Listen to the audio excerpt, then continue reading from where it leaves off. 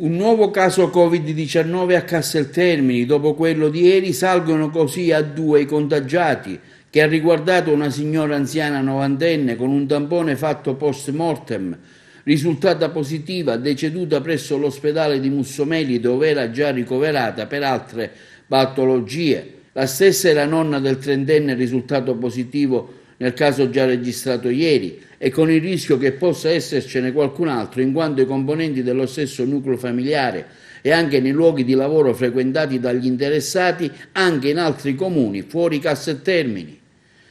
Circa il report fornito dall'ASP di Agrigento, la novità è che vengono segnate anche le persone guarite, tra questi 5 ad Agrigento, 7 a Licata e a Menfi, 14 a Sciacca, 3 a Raffadali e Ribera, 2 a Santa Margherita del Belice e a Favara,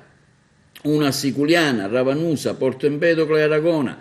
2 a Canicattì, per un totale di 50 casi. I tamponi risultati positivi sono finora 114 su un complessivo di 3.447.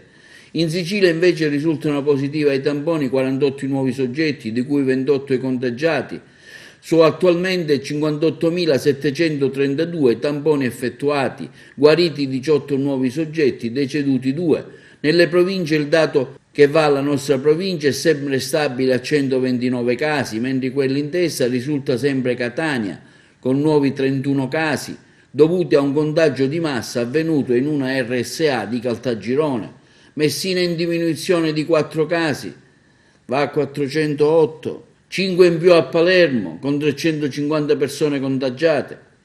Enna diminuisce di 3 casi portandosi a 316, Caltanissetta aumenta di 2 e va a 115, così pure Ragusa attestandosi a 60, stabile Trapani ferma a 112, diminuisce Siracusa portandosi a 98. Il totale delle persone guarite nell'isola è di 388, i decessi si attestano a 208 e intanto in un comunicato stampa sul coronavirus l'ASP di Agrigento rivolge un invito ai sindaci rendendo possibile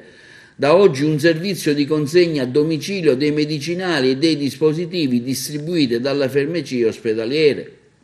Tramite un proprio personale o avvalendosi della collaborazione di associazioni di volontariato e di club service, ciascun comune ha dunque adesso la facoltà di individuare i soggetti delegati al ritiro dandone comunicazione direttamente all'ASP di Agrigento attraverso la mail dipartimento.farmaco@aspag.it.